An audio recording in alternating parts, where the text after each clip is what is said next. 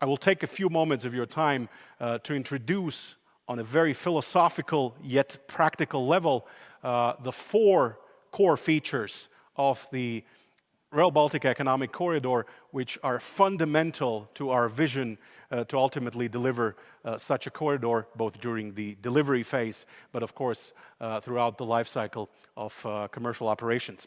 So I'll start with a critical feature, and a lot has been said already by previous speakers, by my colleagues, regarding the integrated element of this infrastructure. This is ultimately a cross-border project, and from that perspective, we are, of course, looking to deliver not only physically connected and interoperable railway ecosystem, including, of course, the subsystems, but importantly, of course, we want to make sure, as Mark Philipp already explained, we want to ensure the one operational railway with uniform operational rules, hopefully uniform operational language, and ultimately something that works as one cohesive mobility and logistics ecosystem. And as such, integrates also with other modes and nodes of transport. Rail Baltica will connect the region's airports, seaports, intermodal facilities, industrial zones, regional facilities. So all of that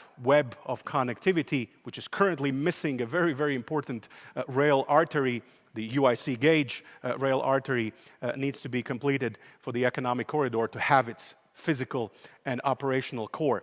Equally importantly, we need to ensure that there are consistent functionalities across the entire Rail Baltica, whether that deals with air-to-rail functionalities for future seamless air-to-rail intermodal solutions on the infrastructural, digital, and commercial level, or it deals with platform heights, or it deals, for example, with intermodal technologies at the freight facilities. We need to aim for consistent functionalities so that the future user can use this corridor and this ecosystem seamlessly. We need to also ensure, and this is a critical prerequisite, I'm not going to dwell too much on this subject, as this is a subject of very intense intergovernmental negotiations, but we need to also have a transparent, one-stop infrastructure management. Because this is, of course, a fundamental element that will also determine how well the future market will function. And importantly, involvement of future users in these crucial decisions around the infrastructure model is definitely warranted. Smart asset management. We will try to promote an extensive use of different sensor technologies together with the digital twin that we will create for this infrastructure in order to capitalize on smart, predictive-based, intelligent asset lifecycle management in order to optimize both maintainability but also performance of these long-term assets. But importantly, it's not, again, just the physical side. We also need to make sure that data systems are integrated and that this digital web intertwines not just the railway components but also multimodal ecosystem. So going forward, the second feature, sustainable. Oftentimes when people speak about sustainability, they focus only on environmental sustainability. It is indeed a critical component of sustainability, but there's so much more where, of course, we are trying to focus. I already mentioned the importance of universal accessibility. I can't put something that's not universally accessible in one sentence with the word sustainability, because this is a critical hygiene factor. This needs to be done, and no one should be left behind. Dig once is another highly sustainable, in many countries successfully adopted principle of synchronizing different infrastructural investments at the time when we are delivering a cross-border railway corridor. So digital infrastructure, energy interconnections, defense interconnections, industrial zone developments, all of that can be seamlessly developed in a synchronized fashion, hence capitalizing on dig once. Zero impact for the operational railway. Of course, also trying to minimize the impact during the delivery phase, including the use of different alternative energy options. Of course, this will be an electrified railway, but at the same time, there's scope also for other energy options. Open data, open systems, open standards. This is a fundamental prerequisite to create a modular, future-proof ecosystem that has a future upgradability path and the flexibility to deliver, as we are not building this railway for a decade. We are building this railway for the next 50 to 100 years. Modal optimization, that is critical. And we are not trying to juxtapose railways with other modes of transport, because we recognize that Rail Baltica will be one of the elements in the wider multimodal supply chain for passenger connectivity and for freight connectivity. And therefore, it is absolutely critical that we also optimize these supply chains from a sustainability perspective. For example, through intermodal transport, through combined transport with piggyback options and other sustainable options which contribute to a more efficient logistics and mobility supply and value chain. And here, of course, there are ample opportunities also for circular economy options. Feature number 3, competitive. And competitive not just in the sense that it should be commercially viable, but also in the sense that it has to be imbued with a high level of fair, transparent, and efficient competition. We need to aim for a well-functioning market, learning from some of the best examples in Europe and beyond. We need to have the commitment to open access, both when it comes to development of services along Rail Baltica, but importantly also in terms of investment opportunities around the Rail Baltica facilities and beyond. And there should be no barriers for anyone to be able, in a transparent fashion, to add and leverage their own commercial opportunities and investment in the Rail Baltica economic corridor. It should be truly cross-border. We should avoid national silos. This will work and create all these synergies if we maintain the cross-border perspective, also from the competitiveness and well-functioning market perspective. And this also involves, and the first panel will tackle these very, very important subjects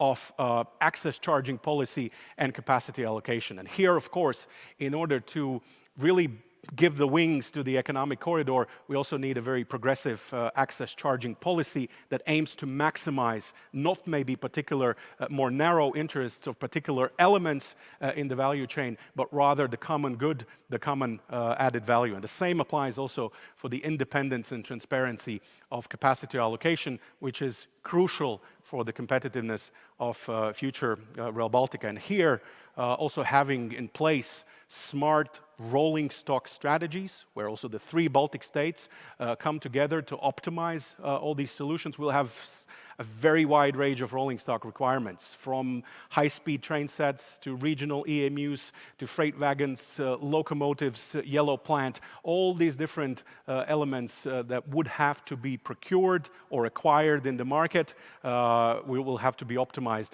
in order to derive the benefit and improve also the operational efficiency on a cross-border basis.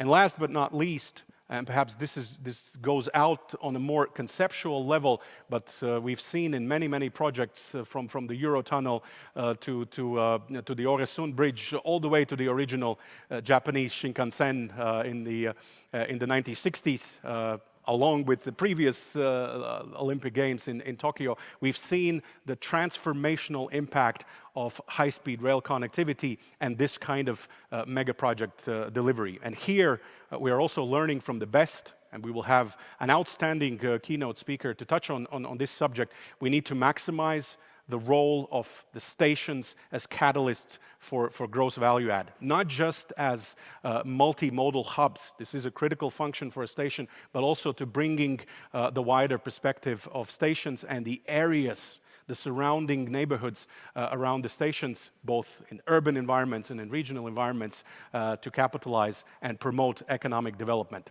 So this alludes both to cities that will have the stations, but also to regions. And here we can realize the dream of smart mobility serving as a critical backbone also for smart city development.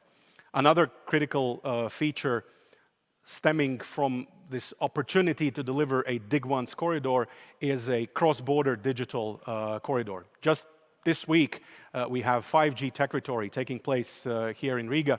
It's the largest Europe's 5G ecosystem event, and we had the pleasure of also laying out the plans that we have for Baltica in terms of delivering this digital backbone through the 3 Baltic states, including 5G connectivity. And if we realize the dream of also putting in place a communication standard that's based on 5G for our traffic management system, then of course these synergies with the railway use of 5G and the commercial application of that dark fiber capacity will generate a lot of economic benefits.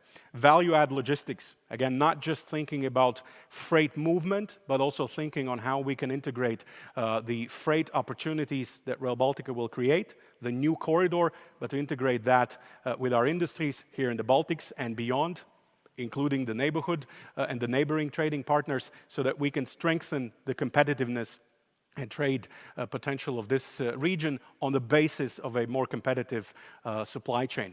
Sustainable job creation, that goes as a given. We will generate more than 10,000 jobs during the delivery phase, which is a challenge in itself, but thereafter, of course, this will also lay the foundations for a new industry that will create sustainable, well-paid, modern, digitalized jobs that will also contribute to economic vibrancy of the Baltic economies and the wider neighborhood. And here in this regard, and this is the last point, but it's a very important one, we need to also capitalize on innovation and digitalization opportunities, not just for Rail Baltica and for maybe core applications for Rail Baltica, but to generate a wider ecosystem, including the region's startups, the region's education and research institutions, so that we can all together innovate and add value and share the technology and know-how that we are already successfully developing through this extensive collaboration during the Rail Baltica delivery between Baltic local companies and international companies. And we have so many also international companies that have successfully won tenders with Rail Baltica, and this is another fantastic opportunity to add value to Rail Baltica as an economic corridor. I will conclude on this note. Here's a quick summary of all the 4 features: integrated, sustainable, competitive, and transformational. So all of these need to be realized so that we capitalize on the potential that this generational greenfield opportunity affords. And of course, indeed, it would be very sad if we don't capture this opportunity on all the different levels: project promoters, decision makers, the political decision makers, both here in the Baltic, in our immediate neighborhood, on the European level, even on the global level.